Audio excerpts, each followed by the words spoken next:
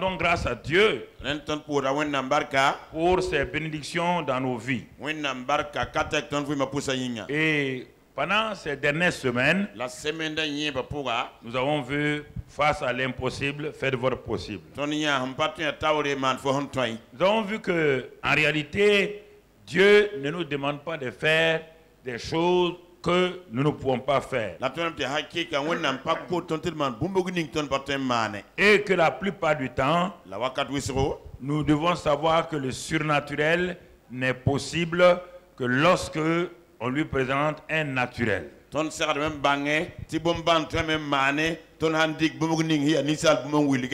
Alors c'est quand il y a le possible que l'impossible commence à se manifester.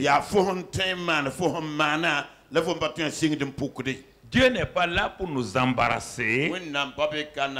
Il n'est pas là pour nous créer des difficultés. Car ce n'est pas nous qui lui avons dit de nous sauver. C'est dans sa bonté, dans sa miséricorde, qu'il a décidé lui-même souverainement de nous donner son propre Fils afin que nous puissions le connaître comme Sauveur et Seigneur. Donc, ce qui est important, c'est lorsque j'accepte Jésus comme Sauveur et Seigneur. C'est ce qui amène le salut. Et quand je ne fais pas ça, et je pense que je vais confesser mes péchés, confesser, ça ne donnera absolument rien. S'il n'y a pas un sauveur, tu confesses tes péchés pourquoi et pour qui? Si personne n'a pris tes péchés, à quoi ça te sert de confesser tes péchés? Dieu d'abord présente son Fils. Il dit, voici l'agneau de Dieu que je vous donne. Si vous le recevez, il a pris vos péchés, il a pris vos iniquités, et alors par son sang, il vous a lavé. Et par son esprit, il fait de vous des enfants de Dieu. Maintenant, il dit, marchez avec moi. Sur cette route-là, si je glisse, je tombe dans le péché. Dieu me dit, mon fils, le péché te crée un problème, pas à moi. Parce que nous avons déjà résolu le problème du péché. Maintenant, le péché que tu as commis là, tu vas permettre à ton ennemi de commencer à attaquer ton corps ou ton âme, parce qu'il n'a pas le pouvoir sur ton esprit. C'est pourquoi je te dis seulement, ne vis pas dans le péché, et quand il t'arrive le péché, confesse ton péché maintenant, parce que mon fils a déjà pris ses péchés même avant que tu ne naisses. Alors, c'est dans cette dans cette réalité divine-là que je commence à avoir la paix, l'assurance de mon salut. Parce que si je veux compter seulement sur la confession de mes péchés, je n'aurai jamais l'assurance de mon salut. Parce que l'ennemi va me rappeler permanemment mes péchés en pensée, en regard, en attitude, en parole et en tout. Et là, chaque jour, minimum, c'est 15, 20, 30, 40 péchés. Comment tu vas convaincre tous les 40 péchés par jour?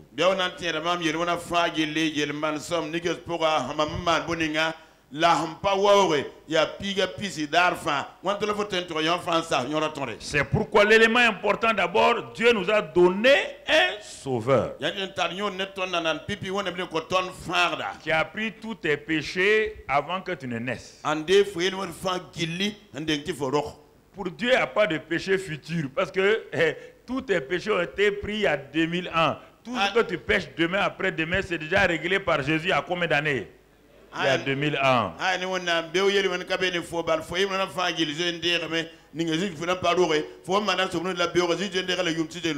Mais maintenant, quand tu pêches, l'ennemi en profite rapidement et il vient t'accuser. Ce n'est pas Dieu. Et ton propre cœur t'accuse.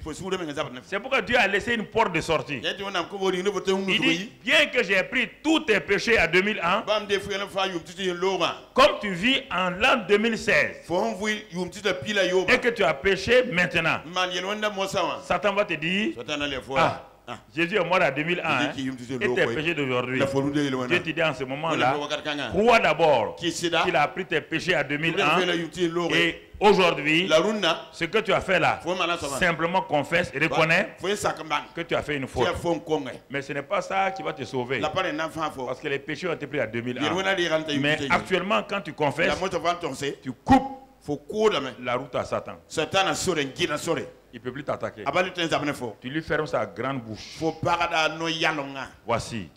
Ce n'est pas la conversion de ton père d'aujourd'hui qui te sauve. Tu as été sauvé il y a 2001 à la croix du Calvaire. Tu as été guéri il y a 2001 à la croix du Calvaire. Tu as été béni il y a 2001 à la croix du Calvaire. Tu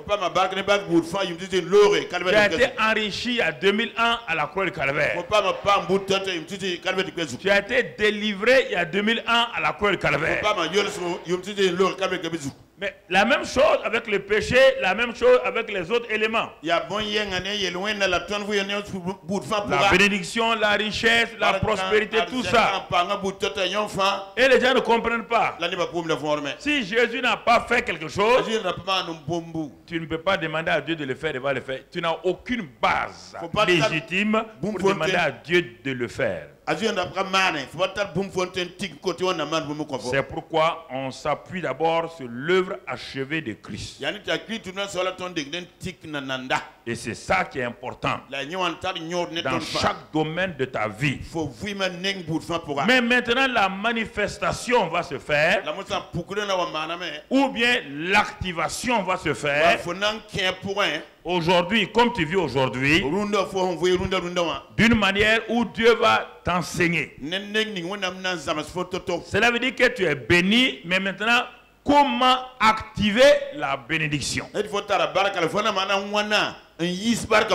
es guéri, mais comment activer la guérison? Tu es prospère, mais comment activer la prospérité? C'est tout ça que le Saint-Esprit et la parole te donnent de faire. Un point, c'est fini. Il n'y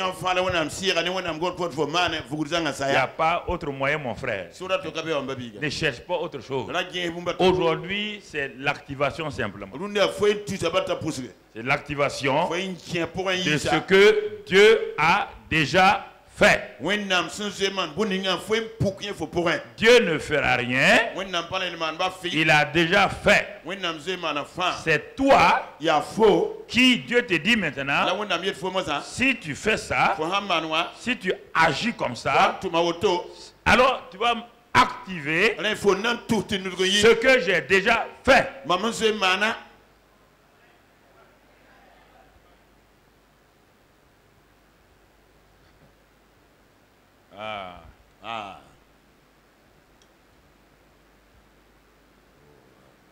Alors, puisque Dieu veut la simplicité, c'est l'ordinaire qui permet d'avoir l'extraordinaire. C'est le possible qui permet à l'impossible. C'est le naturel qui permet au surnaturel. Retiens ces trois mots-là. Naturel, surnaturel, possible, impossible, ordinaire et extraordinaire. Chaque fois que tu vois le mot possible, ordinaire, tu vois tous ces mots-là, ça concerne l'homme. Quand tu vois maintenant extra, sûr, ça concerne Dieu. Mais maintenant Dieu dit, je vais rassembler les deux. Le naturel de l'homme et mon sûr. En ce moment, l'homme et Dieu font des exploits ensemble. L'homme et Dieu réalisent l'impossible. L'homme et Dieu réalisent le surnaturel. Il n'y a rien de compliqué. Il n'y a rien de compliqué. Mais si tu n'offres pas le possible, Dieu va faire quoi? Si tu n'offres pas le naturel, il n'y aura pas de surnaturel. Le surnaturel, c'est-à-dire le sur est sur le naturel. S'il n'y a pas de naturel comme fondement, il n'y aura quel surnaturel. C'est ça. Alors quand nous comprenons, nous allons voir ce matin, on est en train d'avancer dans ces choses-là, nous allons voir simplement les secrets de la semence sacrificielle. Les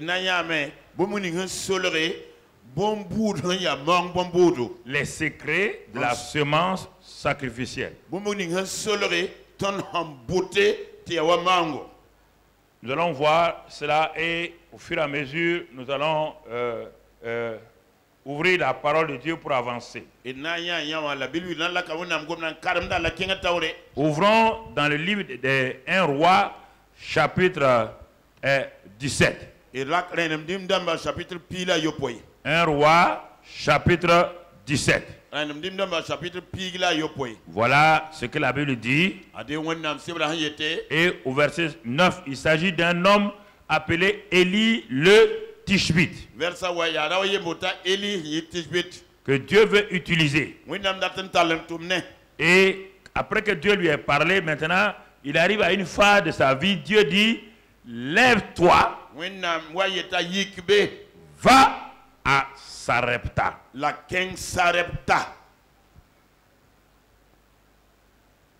D'abord, cet homme-là, c'est un homme qui a obéi à Dieu, qui a eu la révélation de Dieu.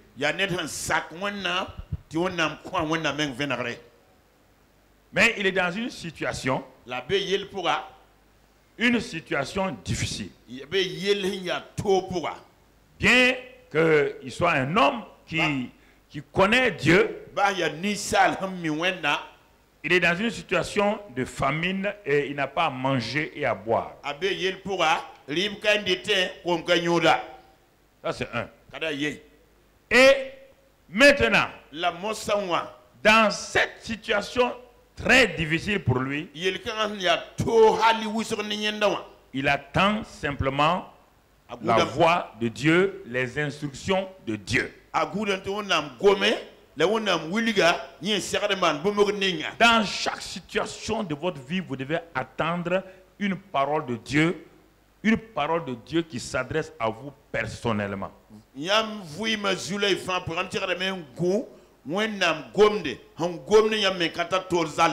Et cette parole est arrivée. Lève-toi, va à Sarepta, qui appartient à Sidon, et demeure là.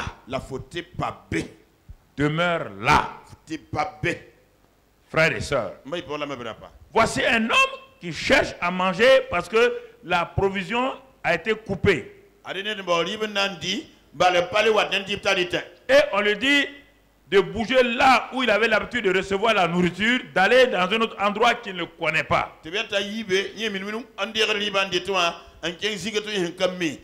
Il dit va et demeure là. Deuxième partie du verset. Il est dit, Dieu dit voici. Voici. J'ai ordonné à une femme veuve de te nourrir. Regardons la situation.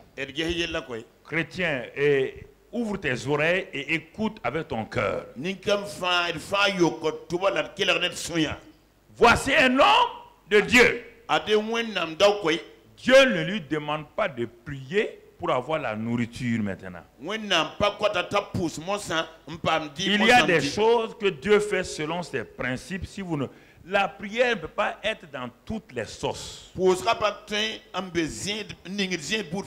Sûrement il a prié, qu'est-ce qu'il doit faire? Dieu lui a dit, lève-toi, va à Sarepta. Et Dieu lui dit, à Sarepta. Mais pourquoi doit-il aller à Sarepta? Ce n'est pas pour un ministère. Puisqu'il n'a plus à manger. Le monsieur cherche à manger. Il cherche la nourriture. On lui dit d'aller à Sarepta. Il se dit, c'est une ville où il y a un grand roi. Bon, on ne va pas, vu les Jézabel et autres là étaient là-bas avant. Va là-bas. On lui dit pas, va dans la maison du plus riche.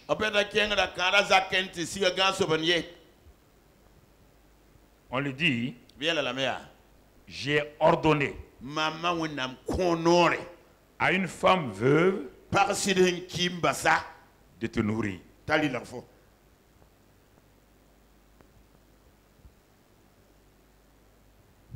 Un homme de Dieu, disons même un prophète, il va être prophète.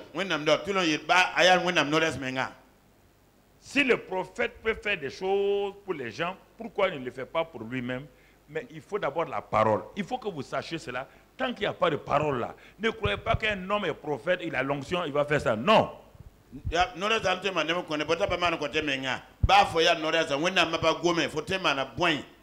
Tout le monde dépend de la parole de Dieu. Tout le monde. Si vous voulez outrepasser la parole de Dieu, vos problèmes vont commencer et seront jamais, il n'y aura jamais de solution.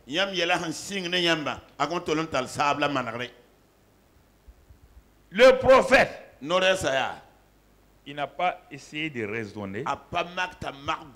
Oh Dieu, comment peux-tu demander à moi, un homme de Dieu?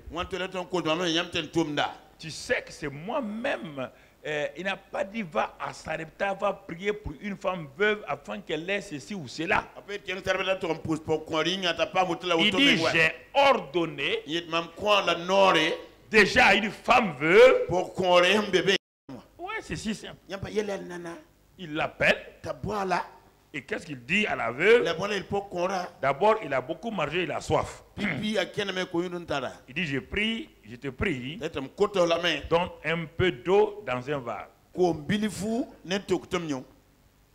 Donc, vous voyez, il n'est pas allé, il n'a pas commencé à... Non, il dit à la veuve là, et c'est pendant la famine. L'eau devenait rare. À plus fort la nourriture. Il demande d'abord de l'eau.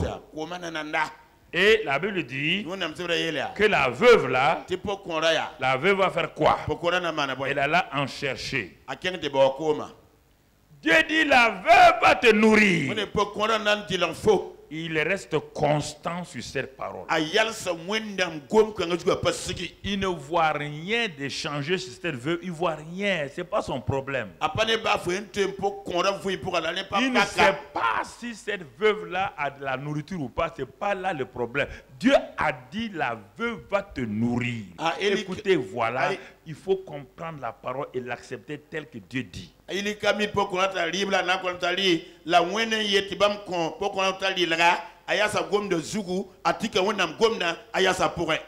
Parfois, quand on prêche, et certains hommes de Dieu ont peur de prêcher ces vérités-là, parce qu'ils laissent leurs chrétiens dans l'ignorance et dans les difficultés.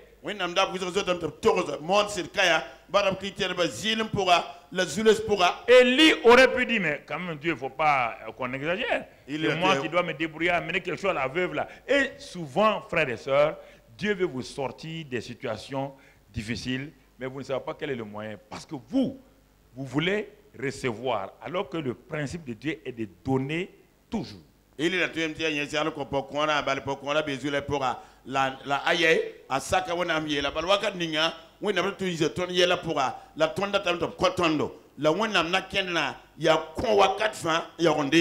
pourquoi nous avons dit les secrets de la semence sacrificielle.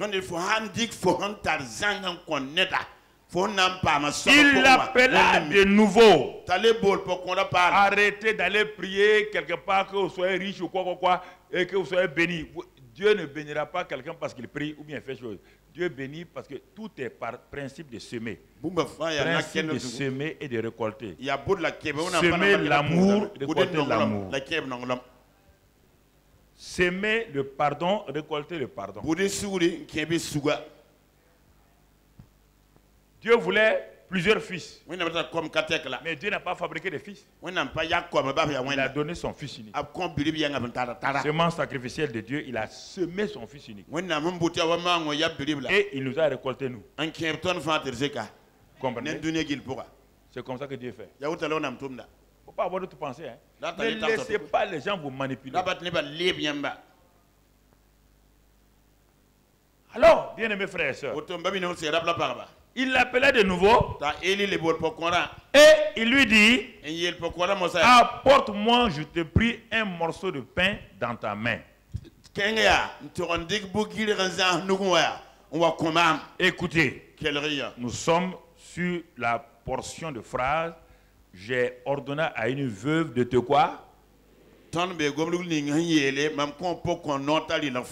Dieu, la veuve a quoi? Pour Dieu, dans la maison de la veuve, il y a quoi déjà? Mais vous allez voir que ça ressemble à votre cas, mais vous allez entendre parce que vous confondez réalité et vérité.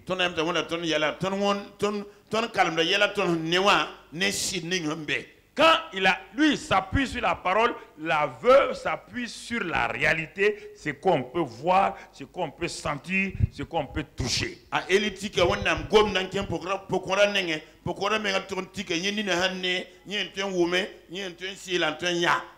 Élie a dit ça, ça a provoqué une réaction chez la femme. Et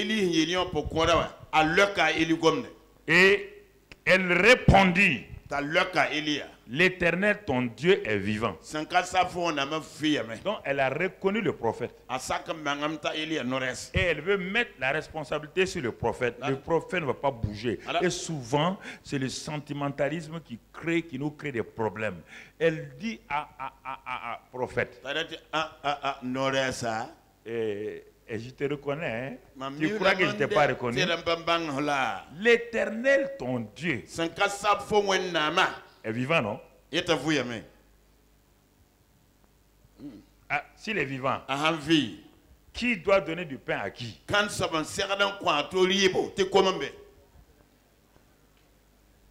Toi, tu es un homme de Dieu. Moi, je suis une veuve.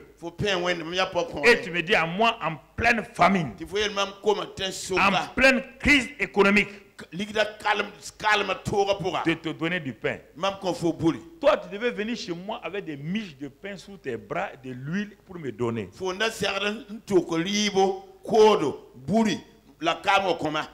Mais c'est toi. L'Éternel, ton Dieu, est vivant. Hein?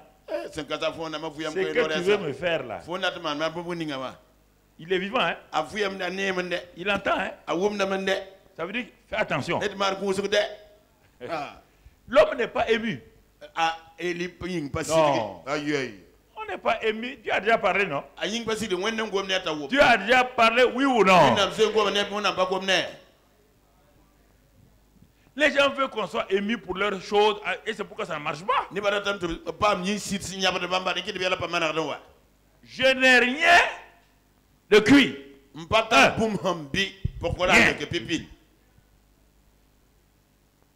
Quand l'étudiante d'Élie va partir chez une autre veuve, elle aussi, je n'ai rien du tout. On a vu ça la semaine passée. Je n'ai rien du tout que quoi? Élisée, quand il est parti sur l'autre veuve, elle aussi elle a dit quoi? Je n'ai rien du tout. Sauf quoi? Regardez, toujours les gens sont sur leur réalité. Dieu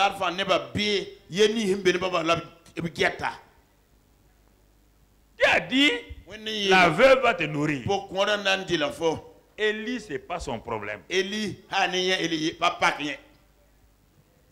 Vous savez, quand un jeune dit à un jeune que Dieu te bénisse, c'est une salutation. Mais quand un père dit à un jeune que Dieu te bénisse, ça provoque la bénédiction. il y a des choses que vous ne comprenez pas. L'expression que Dieu te bénisse là, tout le monde va dire, c'est proportionnel. C'est proportionnel à ta position, à ton onction. Certains, quand ils disent que Dieu te bénisse, ils veulent te dire, je veux prier que Dieu te bénisse. Mais il n'y a rien, ça ne produit rien.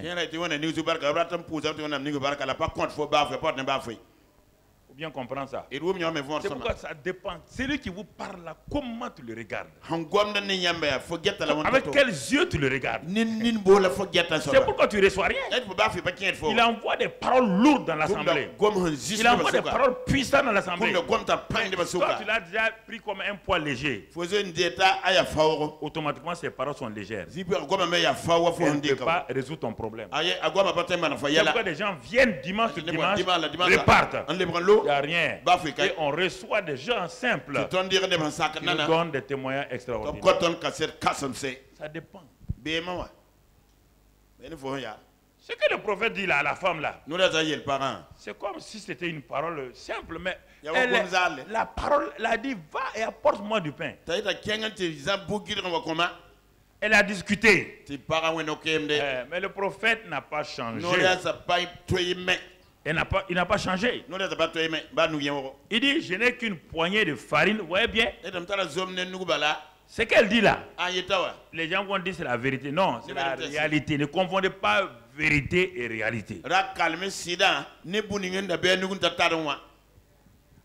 Je n'ai qu'une poignée de farine dans un pot et un peu d'huile dans une cruche. Comme l'autre veuve. Mais ce n'est pas fini. Je ramasse 2 morceaux de bois. Écoute-moi, prophète. On dirait que tu ne comprends pas. Tu m'as vu ramasser des bois là. Je rentre chez moi. Et j'ai ramassé des bois pour aller préparer le peu de farine là qui me reste. Et écoute-moi bien. Et je vais préparer pour moi et pour mon fils. Nous mangerons. Après quoi nous mourrons.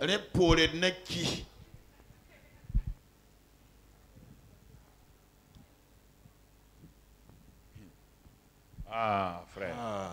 Avant de continuer, je vais te donner une pensée. La valeur de ta sémence repose sur ce qui reste après que tu aies sémé ou donné. Et je vais te le montrer tout à l'heure pourquoi Jésus dit, j'ai dit cela de la part du Seigneur. La valeur de ce que tu donnes à Dieu là, ce que tu penses que tu as donné à Dieu là, quand Dieu pèse ça, il ne pèse pas par rapport à ce que tu as donné, il pèse par rapport à ce que tu n'as pas donné, que tu as conservé pour toi. Écoutez-moi très bien. Il ne dit pas tu as donné 1 million. Si tu as donné 1 million sur 1 milliard, quelqu'un vient donner 100 francs sur 200. Dieu dit que les 100 francs là valent mieux que le Regardons le principe. C'est qu'on parle de sémence sacrificielle. Écoutez-moi ce matin.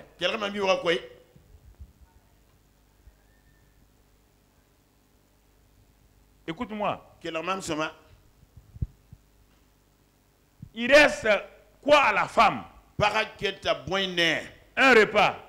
Ce repas est égal à sa vie, oui ou non? Oui ou non?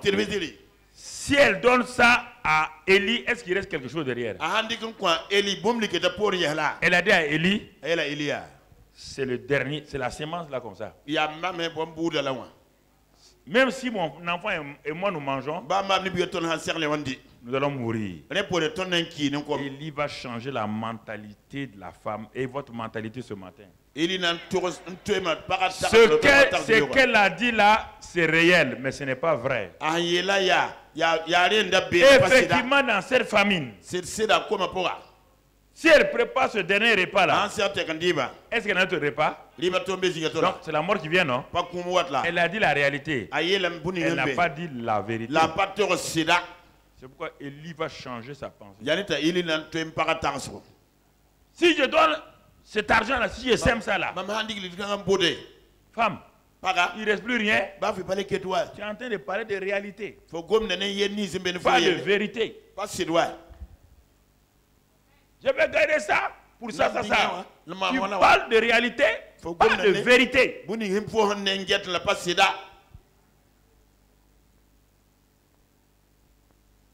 Il dit nous mourrons. Ce qu'elle a dit là, c'est une logique. C'est le dernier repas. C'est pourquoi, quand elle a dit ça à Élie, Élie a arrêté tout sentimentalisme vis-à-vis de la veuve. Beaucoup de gens aujourd'hui vont dire à la veuve d'amener, on va prier sur ça. Élie n'a pas fait ça. Parce que Élie connaît la loi de s'aimer et de récolter. Et écoutez-moi très bien. Vous savez, ces messages-là, personne ne va vous prêcher ça. Les gens vont croire, si je prête ça, les gens vont peut-être penser que je veux leur argent. Non, mon ami, la veuve là, si elle doit vivre, si Élie doit vivre, il faut que la veuve là vienne de la réalité à la vérité. Si elle reste dans sa réalité là, c'est la mort.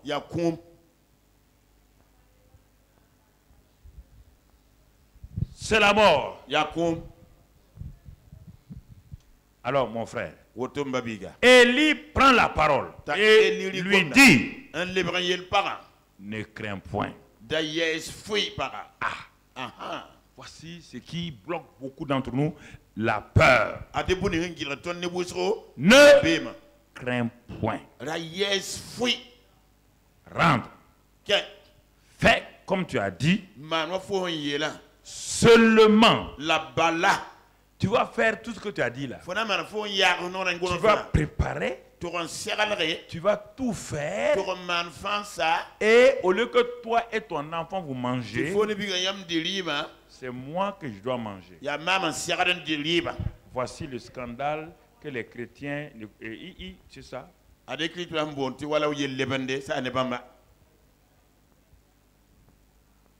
Ah bon?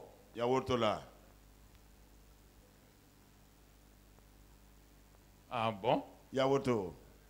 Mais Dieu est comme ça? Les hommes de Dieu sont comme ça? Ah! Mais donc ce sont des escrocs.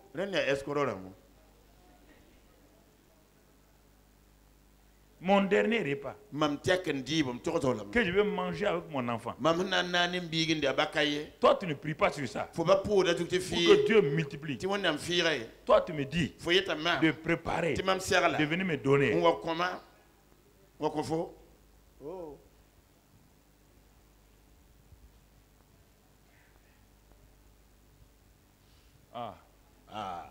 Non, je vais ouvrir votre intelligence.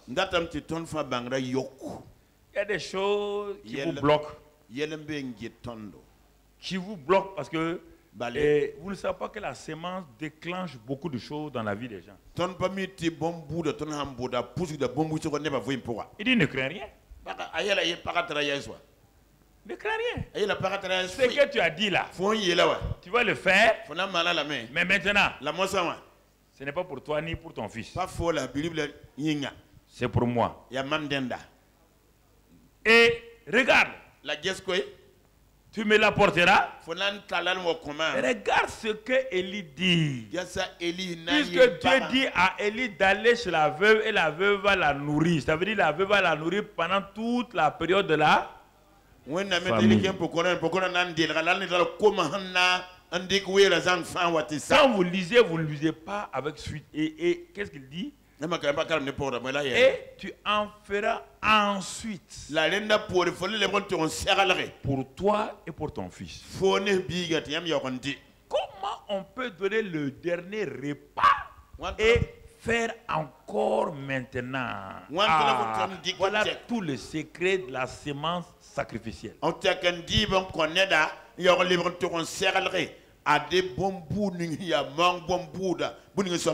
L'homme de Dieu sait que si la femme l'a obéi, dans le magasin où se trouve l'huile et la farine là, c'est déjà rempli. Mais est-ce que la veuve la voyait ça?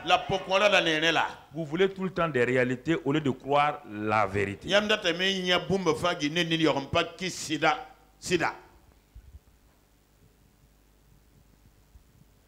Et tu en feras. Ensuite, pour toi et ton enfant. Ça veut dire quoi? Le processus, si tu sèmes sacrificiellement, le processus de la multiplication, de la récolte commence. Tant que tu n'as pas fait ça, ça ne peut pas commencer. Dieu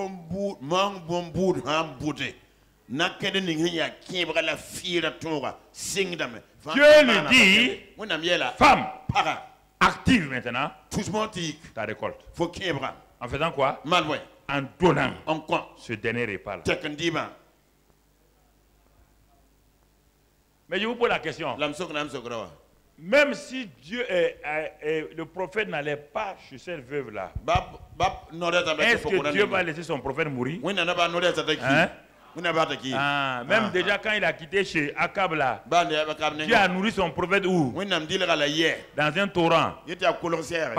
Par qui? Un corbeau. Alors, Dieu veut aider qui? Dieu veut aider qui? Dieu veut aider qui maintenant? Qui? Voilà. C'est toi que Dieu veut aider. Moi, je n'ai pas besoin. Mais je te mets à l'épreuve. Je te mets à l'épreuve. Ton jugement ne m'intéresse pas. Tout ce que tu peux penser, ça ne m'intéresse pas. Ce qui m'intéresse, c'est que tu as des problèmes qui sont sur toi. Et tu as fait toutes les églises, tu as tourné par... Vous croyez que la veuve n'a pas prié? Vous croyez qu'elle n'a pas prié? Hein? Vous croyez que la veuve là, elle est israélite, non? Quand elle a vu qu'il n'y a pas la nourriture, vous croyez qu'elle n'a pas prié Dieu? Puisqu'elle a reconnu le prophète. Mais en priant là, Dieu a donné la nourriture. Non.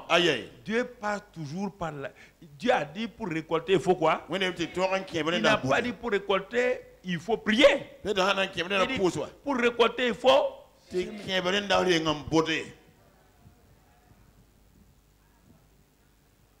La période de semence est là. Cette rentrée-là, vous avez tellement de choses. Vous ne cherchez pas ce que vous voulez là, c'est ce que vous devez s'aimer. La Bible dit dans Genèse 1 que toute récolte dépend de la semence que vous semez. Tout arbre a toute espèce de semence. Avec sa semence. Tu veux des oranges, il faut semer des graines d'orange. Qu'est-ce que tu veux récolter dans ta vie? C'est ça que tu dois semer. C'est ça que tu dois semer. Et là, alors mon frère, car ainsi parle l'Éternel, le Dieu d'Israël, la farine qui est dans le pot ne manquera point, et l'huile qui est dans la cruche ne diminuera point, jusqu'au jour où l'Éternel fera tomber de la pluie sur la face du sol. Elle alla et elle fit selon la parole d'Élie. Dieu n'a pas dit à Élie, Dieu a dit elle va te nourrir. Mais l'homme de Dieu sur le terrain, il a appliqué une tactique. La stratégie de Dieu, c'est quelque chose de général. Il dit, pour sortir de la famine, une veuve va te nourrir. Il arrive sur le terrain. L'homme de Dieu a la sagesse. Il a ses propres mots maintenant. C'est pas Dieu qui l'a dit. Il dit à la femme, va préparer pour moi. Ça c'est lui. L'homme de Dieu a une capacité, ce que Dieu a dit là, de décoder la parole, de la rendre accessible à toi. Le moyen pour que ça puisse aller là, l'homme de Dieu, c'est ça qu'il a dit. Et il dit qu'elle a fait selon la parole de qui? Élie a obéi à la parole de Dieu. Va, une veuve va te nourrir. Sur le terrain, Élie montre à la veuve des tactiques pour que ce que Dieu a dit là devienne une manifestation dans sa maison. Et c'est pourquoi quand le dimanche passé j'ai dit ça là, je ne comprends pas. Je donne déjà, je donne. Quand je parle, je ne parle pas pour moi, mon frère. Parle pas pour moi.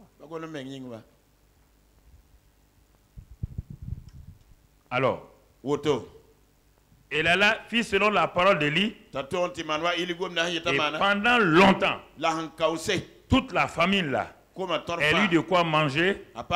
Elle et ça, pas son fils, sa famille. Donc même sa famille a bénéficié. Pas son fils seulement.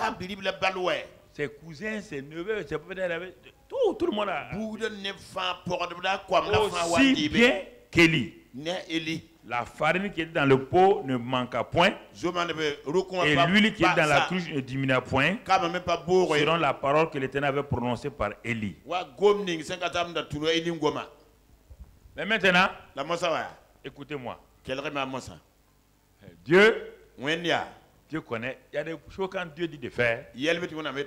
Vous voyez, de courte vue, vous voyez pas ce que Dieu veut.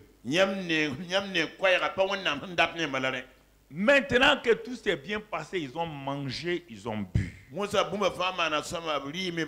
La famine a duré combien d'années? Combien d'années? 3 ans. C'est ça, non? 3 ans. Donc, pendant 2 ans et demi, Élie était nourri par qui? La veuve. Tout allait bien. Mais il y a quelque chose, quand Dieu dit faire, il y a quelque chose, mon frère, que Dieu connaît. Regarde le verset qui suit. Regarde. Il est dit, après ces choses, le fils, bien, le fils de la maîtresse de maison devint malade et sa maladie fut violente qu'il ne restait plus en lui de respiration. Donc, l'enfant est quoi? L'enfant là est...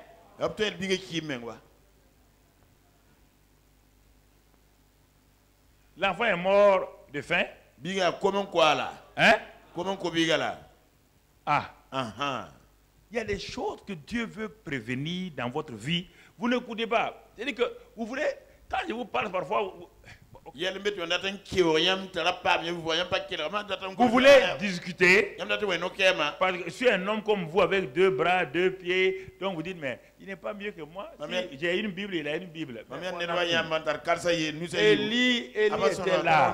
Il ressemble à la femme là. Mais elle n'a pas la révélation d'Élie.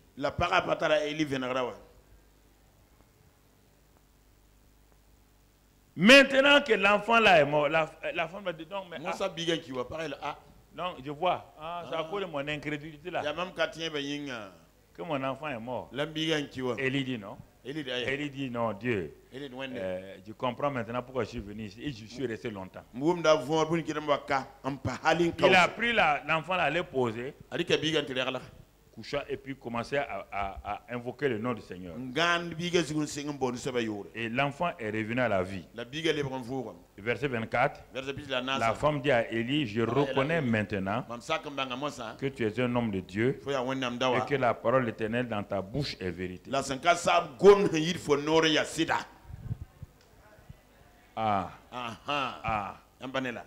Souvent les gens, c'est ça qu'ils attendent avant de croire. Je vois maintenant, ça veut dire que au début là, je ne croyais pas. Elle a révélé son cœur. Au début là. Non, Dieu dit non. Ça c'est homme de Dieu escroc sur le monde. Dieu, comment tu peux permettre qu'un prophète vienne escroquer une veuve?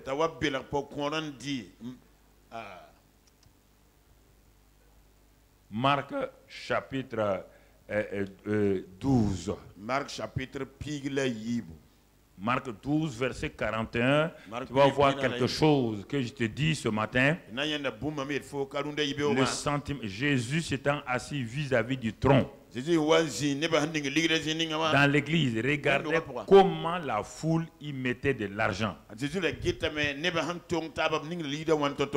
Tu dis que moi je m'intéresse à ton argent. Jésus m'intéresse à ton argent.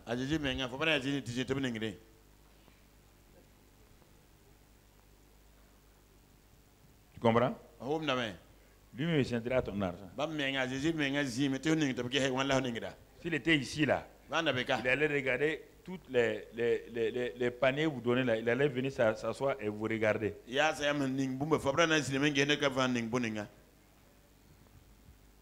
Jésus, où vas-tu? Parce que là-bas, en ce temps-là, on mettait, c'est pas comme ça, on mettait là-bas, soit quelque part, on mettait le tronc où les gens venaient. Les partis s'asseoir là-bas. Pour voir comment les gens allaient donner. Il va vous donner une leçon ici. C'est pourquoi je dis la valeur de ta semence, la valeur de ton don ne dépend pas de ce que tu as donné, dépend de ce que tu as gardé pour toi-même après avoir donné.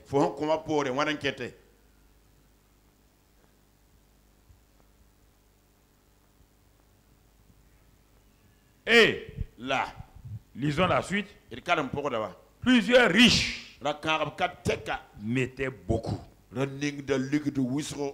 La suite. Il vient aussi une pauvre veuve. Elle y mit 2 petites pièces, faisant un quart de sou. En gros, même pas 150 francs. La suite. Alors, Jésus ayant appelé ses disciples leur dit, je vous le dis en vérité, cette pauvre veuve a donné plus qu'aucun de ceux qui ont mis dans le tronc. Les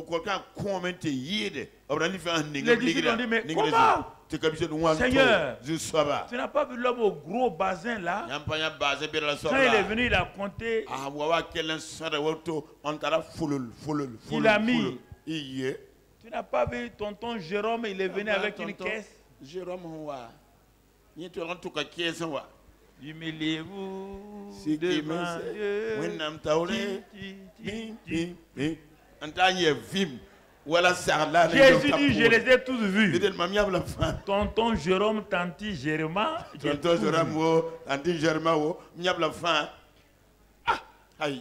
Et tu dis que la veuve l'a donné plus, elle a donné 150 francs. Regardez le principe.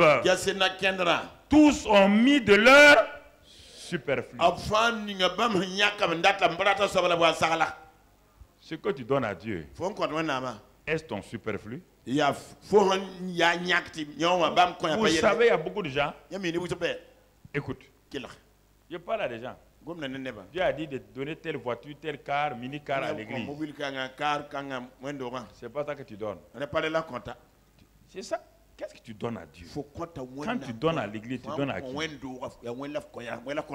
La Bible dit, dans le livre, il dit que ce que tu donnes à Dieu là, tu vas aller le donner à ton gouverneur, à ton ministre. 1er janvier, tu vas aller prendre une voiture, aller donner à ton ministre comme cadeau. Non, non, non. Je vous parle sérieusement. Beaucoup de gens hésitent. Ok.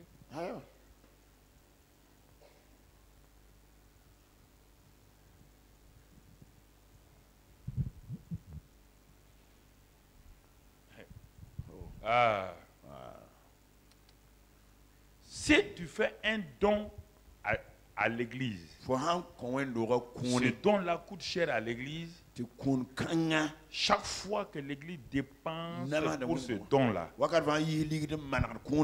Dieu débite ton compte. Parce que tu n'es pas une source de bénédiction, tu es une source de soustraction dans l'œuvre de Dieu.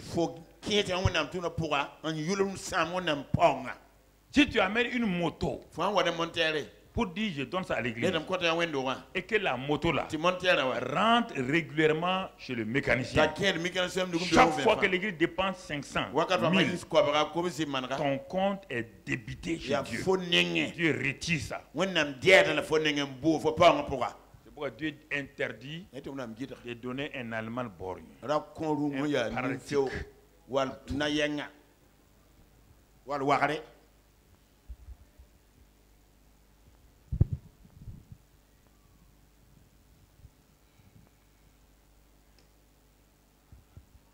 Faites des semences sacrificielles et non pas des semences qui peuvent vous coûter cher. Mon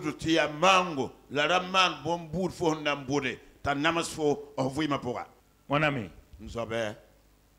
tu vois? Donc, un repas va amener la résurrection d'un enfant. Qui a gagné? C'est pas la veuve? Qui a gagné?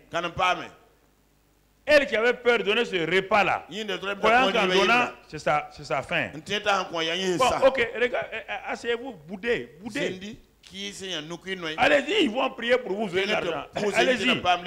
Moi, je m'arrête ici, je dis Dieu, vide leur compte au nom de Jésus. Vide leur compte là.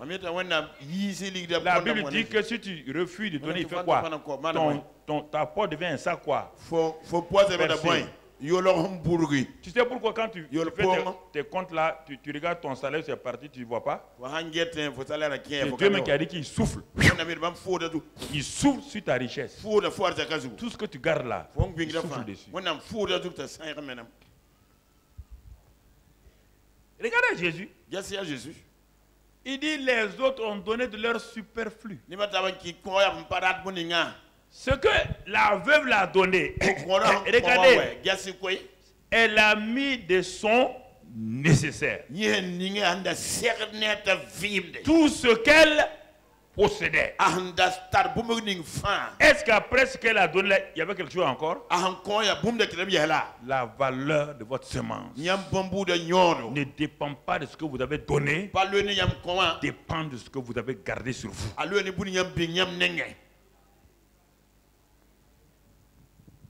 Quand on fait simplement la règle, c'est 100% qu'elle a donné. Les autres là, peut-être c'est 1%. Ce qu'ils ont gardé, ce qu'ils ont donné, quand on fait la division, c'est égal à 0,00. Donc ils ont pesé Dieu comme un zéro. La veuve a pesé Dieu comme un poids lourd 100%. La veuve a donné, elle ne sait pas d'où viendra son prochain repas. Mais la Bible a fait exprès de ne pas mentionner. Est-ce que vous avez entendu qu'elle est morte? Vous avez entendu qu'elle est morte?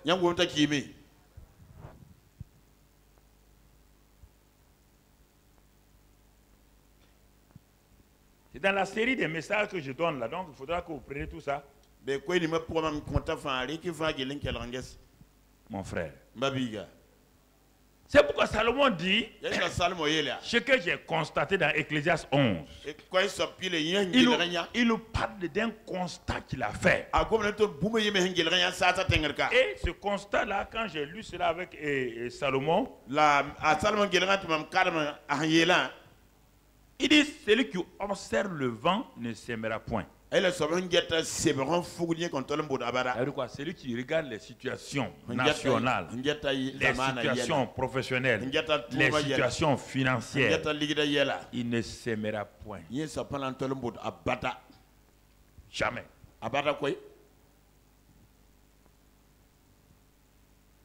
Et celui qui regarde les nuages aussi ne moissonnera point.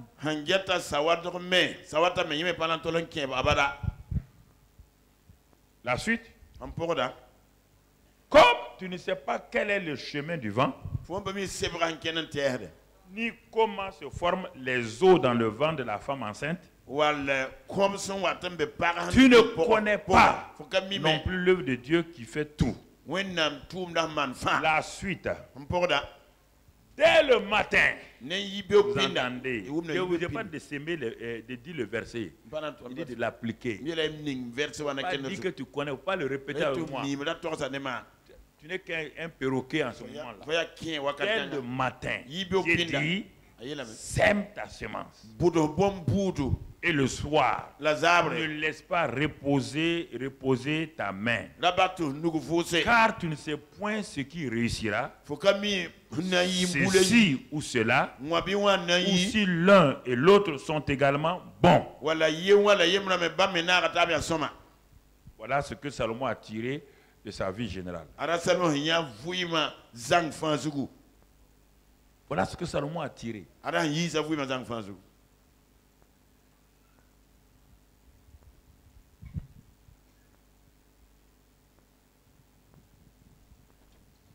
Mon frère, ma soeur, regardons Marc 4, verset 8.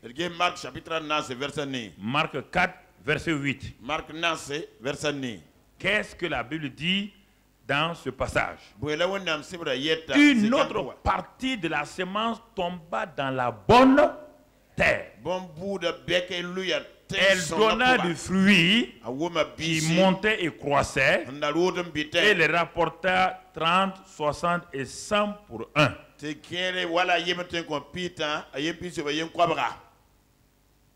Maintenant, nous progressons.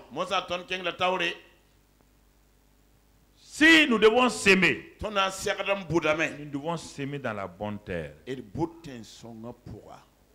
Avec Élie, la femme là a sémé dans la bonne terre la parole de Dieu.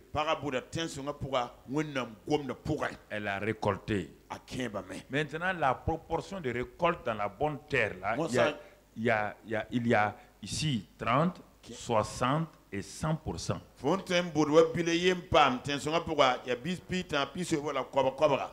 Cela, c'est quoi? Ça correspond en mathématiques à 3 éléments bien précis. Ça correspond, le premier, le 30, ça correspond à l'addition. Le 60 correspond à la multiplication. Le 100% correspond à l'exponentiel. C'est une loi mathématique qui est là devant vous. C'est pourquoi dans la bonne terre là, les autres terres n'ont rien donné. Dans la bonne terre, il y a des gens qui font des ajouts. Avec Abraham, il a fait l'addition. Il a eu un enfant.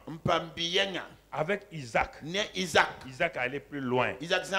Avec Jacob, lui, il a tout pris. Dans la vie de chaque personne, il y a ces 3 lois mathématiques qui correspondent à la loi des semences dans la bonne terre. Je ne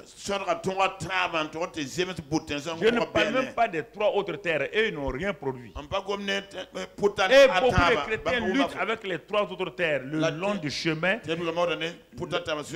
le champ caillouteux ou le champ rempli d'épines et de soucis. Ils sont là-bas, c'est pourquoi ils jeûnent et prient. Ils jeûnent et prient. Ça ne marche pas. La bonne terre. La bonne terre. Écoute-moi. Il y a des choses que parfois des gens ont posé comme acte. Et la Sunamite a posé un acte, elle a sémé. En faisant une chambre haute pour le prophète Élisée. Il y avait un homme qui était comme la tsunami, mais lui, c'était un homme très riche. Très, très riche.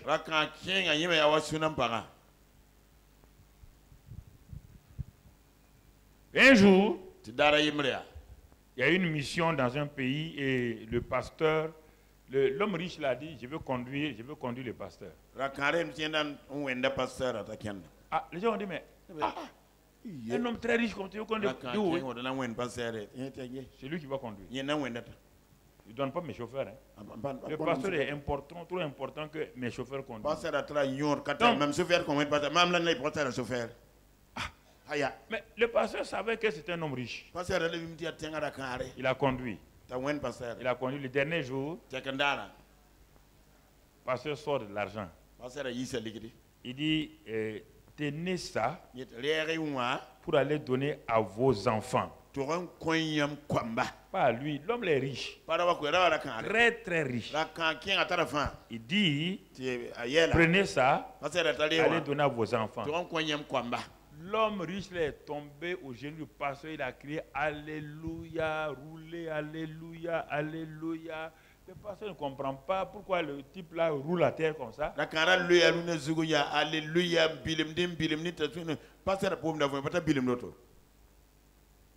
la fin, il a demandé au pasteur de l'homme riche là, mais pourquoi l'homme riche là a crié Alléluia, roule à terre? Le pasteur a dit à l'autre pasteur là, il dit, on sait que quand tu passes quelque part, quand tu bénis les gens, ça se passe. L'homme riche que tu vois là, il a des richesses partout. Il n'a pas d'enfant. Et toi tu as dit, il allait donner de l'argent à ses enfants.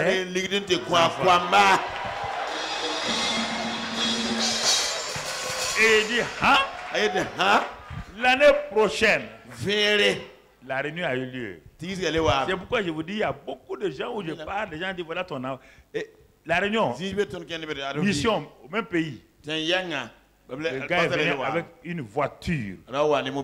Et il dit à l'homme de Dieu, voici l'offrande que mon fils te donne. Un garçon. Et comme il a dit à tes enfants, l'homme de Dieu a commencé à avoir des enfants. Tu comprends? Il y a des témoignages que je vais te dire. Fais attention à ça. Fais attention quand un homme de Dieu parle sur toi. Ne laisse pas qu'il ouvre ta bouche pour parler.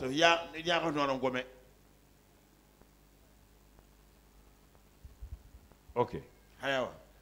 Un jeune homme qui faisait un truc immobilier, donc il voulait faire, il avait ouvert une société comment on appelle, immobilière, c'est ça. Mais il ne gagnait pas de marché. Mais comme il écoutait les messages, Dieu lui a fait grâce. Un grand homme riche l'a appelé. Il dit, viens, tu vois, j'ai tout un quartier là. On m'a dit que tu es un bon agent immobilier. Va, tu me vends tout ça là. Et je vais te donner, si tu arrives à vendre tout ça là, tu as droit à 13 villas. C'est pour toi. Il court, il vient. Pasteur, j'ai eu un marché. 13 villas. Ok. Qu'est-ce qu'il faut faire? Il faut bénir tout ça. Tu vas donner combien de villas à Dieu? Il dit, ah, comme je n'ai pas commencé encore mes affaires là. Comme je n'ai pas commencé. Bon, attends, quand je vais avoir tout ça là, je vais apporter. Il dit non, le pasteur dit, mais 13 villas, 10% c'est combien? 1,3. Voilà 1,3. Bon, on va laisser le 3 là. On va demander seulement 1. L'église a besoin d'une maison dans ce quartier. Le quartier où se trouve ton truc. Pasteur, il faut comprendre. Il faut prier d'abord. Comme il a confié là, le marché, le pasteur dit on n'a pas. Tu as déjà eu. C'est parce que tu écoutes les enseignements là que tu as eu. Non? Il ne faut pas.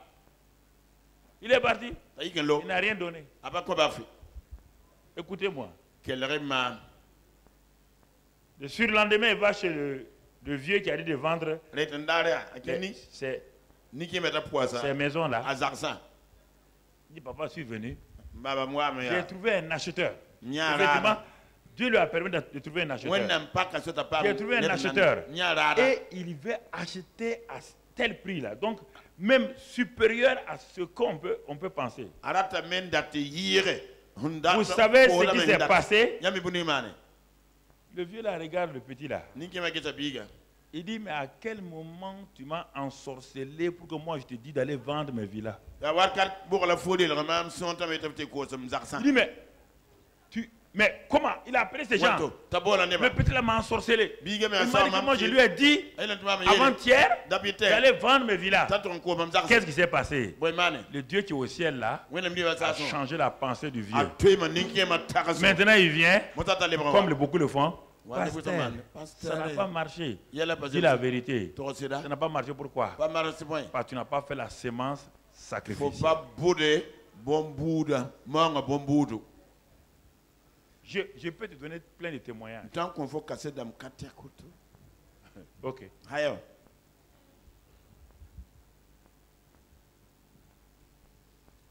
Regardons. Regardons. Les gens croient qu'on est derrière leur argent. Personne n'est derrière l'argent de quelqu'un. Regarde mon frère. Dieu dit aux Philippiens, Philippiens 4, verset 15 à 17. Qu'est-ce qu'il est écrit là-bas? Philippiens 4, verset 15 à 17. Je parle à tout le monde ce matin. Tout le monde. Il dit, vous le savez vous-même, Philippiens. Au commencement de la prédication, quand Paul commençait donc son ministère, lorsque je partis de la Macédoine, aucune église n'entra en compte avec moi pour ce qu'elle donnait et recevait. Regardez, attends là-bas, il ne faut pas bouger de verset. Les gens ne comprennent pas. Paul a commencé à prêcher. Il a commencé à faire plusieurs églises.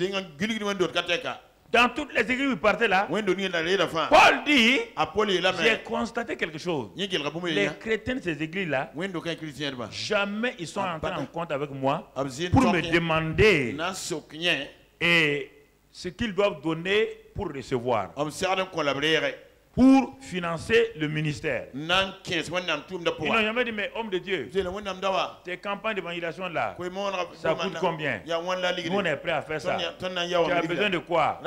Il dit, c'est ça qu'il dit là. Aucune. Il dit maintenant la suite. La suite. Vous, église de Philippe, vous fûtes les seuls à le faire. C'est vous qui avez reconnu qu'il y a des besoins dans l'évangélisation et des besoins dans ceci. C'est vous qui fûtes le faire. Regardez maintenant le verset. Car vous m'envoyez déjà à Thessalonique et à 2 reprises de quoi pourvoir à mes besoins. Mais regardez Paul, comme Élie le prophète, il va vous dire quelque chose. Il va vous dire quelque chose ici. Il dit, vous avez pourvu à mes besoins. Mais il dit quoi? Ce n'est pas que je recherche les dons. Est-ce que Élie recherchait les dons de la veuve? Non. Dieu a envoyé Élie pour sauver la vie de la veuve et ressusciter son enfant. Paul dit aux Philippiens, les autres pensent que s'ils me donnent ça, ils ont perdu. Mais vous avez fait. Ce n'est pas que je recherche les dons. Mais recherche quoi alors? Je recherche le fruit qui abonde pour votre compte. Ça veut dire il y a un compte. Un compte que Dieu ouvre pour quiconque veut, orphelin, enfant, pauvre, riche. Dieu ouvre un compte. Et ce compte-là, quand tu crédites, tu fournis ce compte, le mets en mouvement, c'est ce compte qui assure ici et là-haut. Mais la plupart d'entre vous, vous voulez recevoir. Il n'y a pas un compte au ciel qui reçoit. C'est le compte de donner. Il peut vous dire la vérité. Il n'y a pas de compte pour recevoir. Vous priez, vous savez, en tant qu'église, nous devons prendre soin de nos démunis, nous devons aider les femmes âgées. Mais Jésus nous a montré une veuve. Mais beaucoup d'ici, déjà dans l'église, n'attendent qu'à la sortie de l'église que quelques personnes leur donnent de l'argent. Tout le temps, on leur donne. Ils ne donnent jamais dans les dîmes les offrandes. Eux-mêmes, ils n'aident pas leurs camarades pauvres. C'est pourquoi ils sont pauvres avec nous depuis 15 ans, 20 ans. Ils ne sortent pas. C'est anormal qu'un chrétien vive dans la pauvreté sans pouvoir se prendre en charge. Anormal. S'il pratique ce que Dieu dit.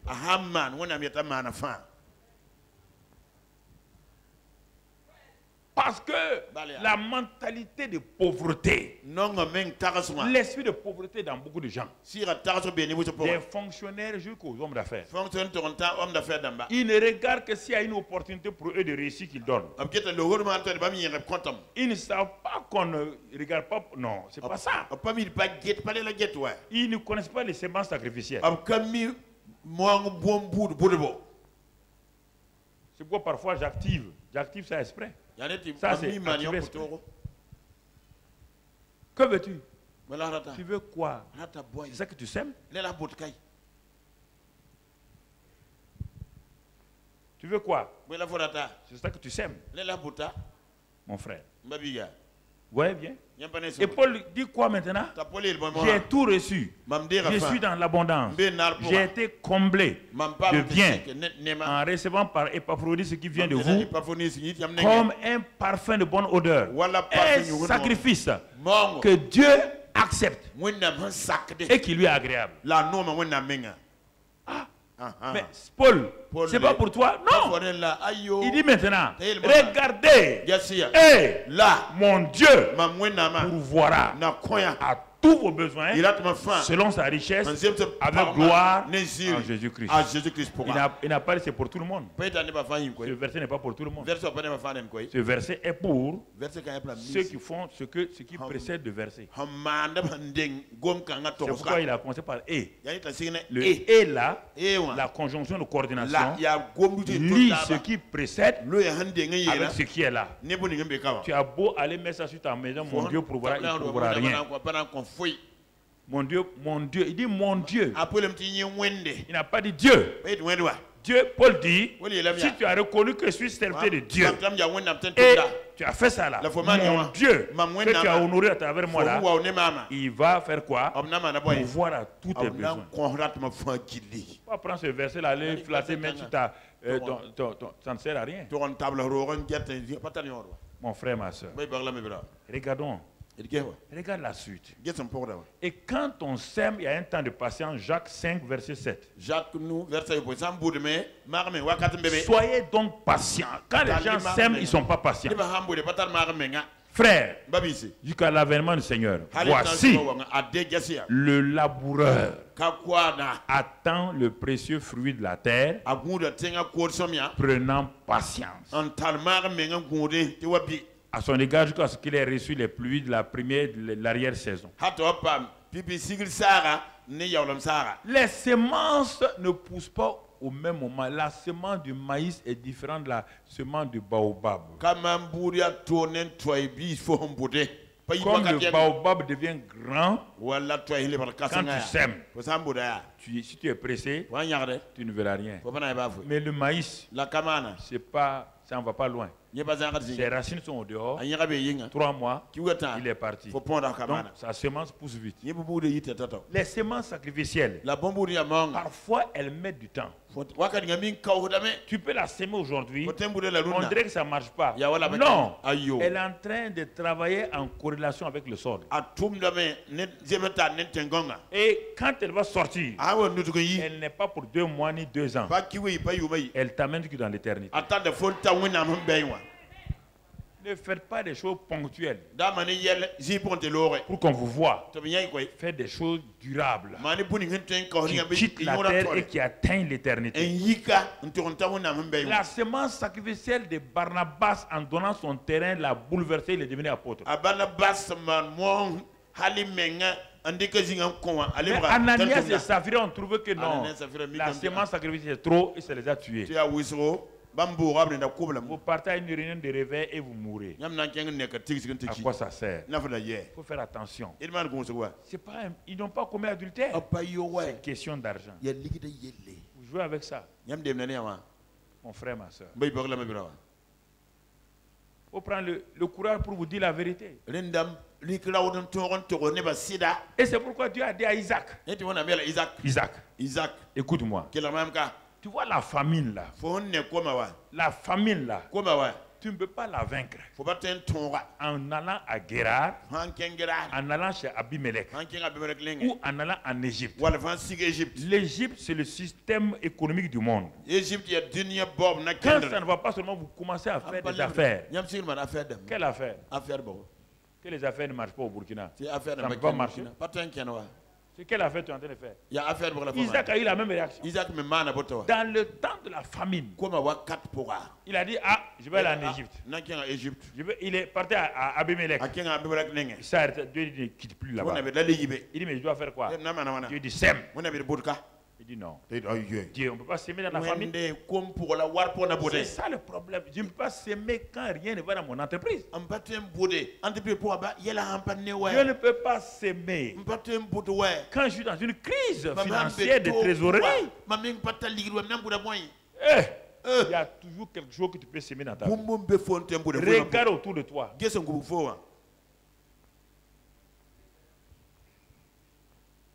Regarde toujours.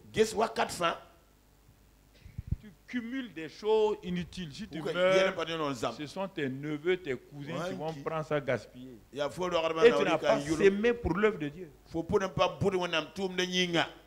Ça va te faire quoi quand le monde dit que tu es riche là? Ça te donne quoi? Quand on te montre que tu es riche ou que tu as 15 villas, tu as 20 villas, ça donne quoi? Tu peux dormir dans 20 villas?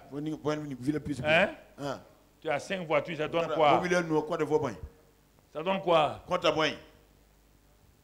Il est en train de faire des affaires. Et le royaume de Dieu souffre entre vos mains. Ça te donne quoi? Le problème est là. Le problème est là.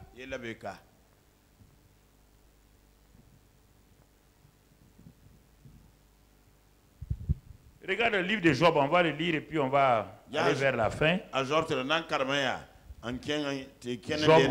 Job 8. Job chapitre 9. Qu'est-ce qu'il est dit là-bas? Quand Job a commencé à avoir ses problèmes, son ami Bildad vient et lui dit une vérité que je voudrais qu'on regarde bien. Verset 5, il dit, mais toi, si tu as recours à Dieu, si tu implores le Tout-Puissant, si tu es juste et droit, certainement Dieu veillera sur toi et rendra le bonheur à ton innocente demeure. Verset 7 maintenant. Écoutez ce qu'il dit. Bildad dit à son ami Job, ton ancienne prospérité semblera peu de choses, celle qui t'est réservée sera bien plus grande. Il dit à Job une vérité. Il dit ici, au lieu de continuer à parler au hasard, si tu retournes, tu regardes Dieu dans ta situation. D'abord, il va te donner le bonheur. Maintenant, ton ancienne prospérité là ne sert à rien par rapport à celle qui est en train de venir. C'est pourquoi dans le livre d'Agé, il dit, si vous prenez soin de ma maison, au lieu de vivre dans les maisons lambrissées, et la maison de Dieu souffre, il dit, la gloire de la dernière maison sera plus grande que celle de la première. Vous comprenez? Il y a des principes qui sont là. Il ne faut pas sortir les versets hors de leur contexte et les balancer. Il dit ta première prospérité là, elle sera comme l'ombre. Et si tu lis la fin de Job, c'est la parole prophétique de son ami Bildad là qui s'est passée. C'est comme si Job n'a jamais souffert. C'est comme s'il n'avait jamais souffert. Faites attention. Quand vous êtes dans la souffrance, dans les difficultés, regardez bien en qui vous avez confiance. Fixez vos yeux sur Dieu. Et dans ce moment-là, il y a toujours quelque chose à s'aimer. Les gens ne savent pas que la loi de la semence est une loi importante. Ils croient que c'est les petites semences qui donnent dimanche 100, c'est ça là. Non mon frère. Non ma soeur. Non mon frère. Non ma soeur. Si tu comprends ça, Deutéronome 28 verset 2, regarde ce que Dieu te dit. Voici toutes les bénédictions qui se répandront sur toi et qui seront ton partage lorsque tu obéiras à la voix. On n'a pas dit lorsque tu obéiras à la loi de Moïse, à la voix de l'Éternel qui est en train de parler à travers moi. C'est la voix de Dieu que tu entends à travers ma bouche. Et tu crois ce Karambiri, tu as perdu ton temps, vaut mieux ne pas venir. Mon ami, il dit si tu écoutes ça, si tu obéis à ça, tu obéis à ça. Il dit voici toutes les bénédictions qui se répandront sur toi. Et on saute, il a donné la liste, on saute au verset, au verset, je t'ai donné ça, le verset qui suit, pas le verset 12, c'est le verset 12, je crois. L'Éternel t'ouvrira son bon trésor, le ciel. Tu entends? Donc le ciel est appelé le bon trésor de qui? C'est Dieu. Oui. Le bon trésor. C'est un bon trésor. Il ouvre ça quand tu obéis à la voix de l'Éternel. Pour envoyer à ton pays. On ne parle pas du Burkina. On dit ton pays, ton territoire. Ton domaine dans lequel tu opères. Ton travail. On ne parle pas de ton pays. Dieu envoie la pluie au Burkina sans ça. Quand tu lis la Bible, il faut voir c'est tout le temps naturel et spirituel. Il envoie à ton pays, à ton territoire, à ton travail, à ton ministère, à tes affaires. Il envoie quoi? La pluie. La pluie, c'est quoi? C'est une bénédiction qui a plusieurs aspects. C'est un rafraîchissement. C'est une restauration. C'est ça. Il envoie la pluie pour en son temps, au temps de Dieu, et pour bénir tout le travail de tes mains. Ce n'est pas fini, regarde. C'est ce verset-là que quand j'ai commencé, que Dieu m'a donné. Il dit tu prêteras à beaucoup de nations et tu n'emprunteras point. Dieu m'a dit base-toi sur ça depuis Koudougou. N'emprunte pas. Ne laisse pas, ne va pas dans une banque, ne va nulle part.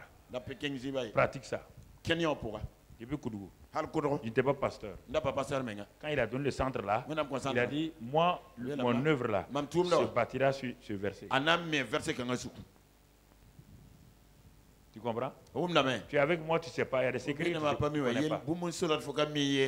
Tu comprends? C'est ça. C'est ça qui s'est passé avec Malachie. Et quand j'ai lu ça, j'ai vu Malachie. On termine par là, Malachie 3. Malachie 3. Vous dites, les gens discutent que non, que c'est l'Ancien Testament. Donc, dans tout ce qui est dans l'Ancien Testament, il faut tout couper. Tu n'obéis pas au Nouveau Testament. Tu n'obéis pas à l'Ancien Testament. Tu n'obéis pas. Malachie 3. Et qu'est-ce que il a dit? Vous me volez. Ah non, Dieu, tu peux pas me dire ça? Que moi, ton fils, je volais? Seigneur. Il dit, un homme trompe-t-il Dieu? Car vous me trompez. Et vous dites, en quoi t'avons-nous trompé? Dans les dîmes et les offrandes. Je saute. Il dit, apportez à la maison du trésor toutes les dîmes afin qu'il y ait de la nourriture dans ma maison. Il dit, mettez-moi de la sorte à l'épreuve. C'est le verset de la Bible où Dieu dit, mettez-moi à l'épreuve. Va t'asseoir, ouvre ta Bible. Du commencement à la fin, tu ne verras pas notre verset. Dans les questions d'argent et finances. Mettez-moi de la sorte à l'épreuve et vous verrez si je n'ouvre pas les éclus des cieux. Vous voyez encore Deutéronome 28 là. Dieu, il veut ouvrir les cieux. Si je ne répands pas sur vous la bénédiction en abondance. Par rapport à quoi? Et c'est pas fini. Il dit dans ça là, pour vous, je menacerai celui qui dévore. Vous voyez bien? Celui qui dévore vos affaires, votre finance, il va menacer. Et il ne vous détruira pas les fruits de la terre. Et la vie ne sera plus confuse. Stérile dans votre campagne de l'Éternel des armées. Toutes les nations vous diront heureux, car vous serez un pays de délit de l'Éternel. On ne parle pas de pays.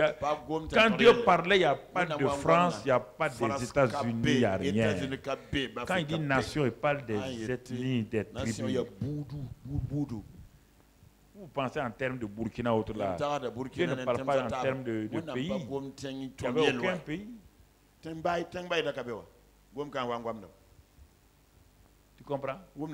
Quand Dieu a parlé de la loi de s'aimer et de récolter, il y avait quel pays? Il y avait quel pays?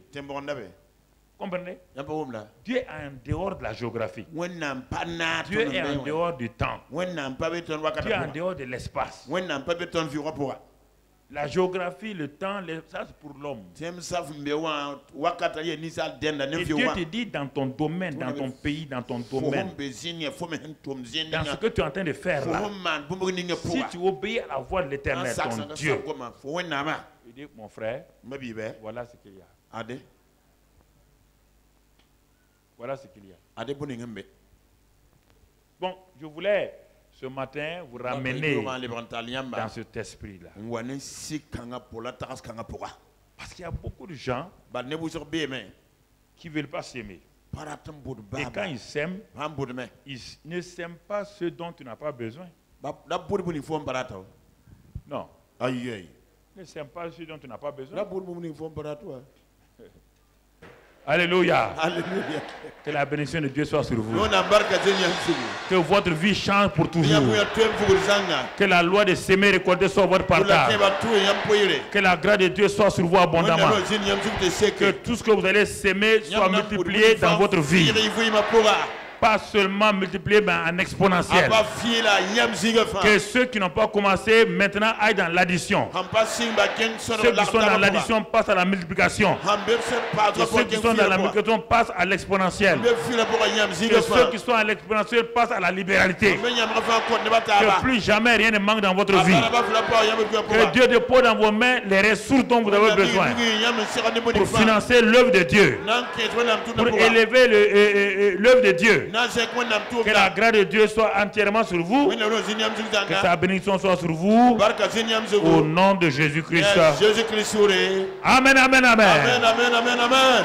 Amen. Amen.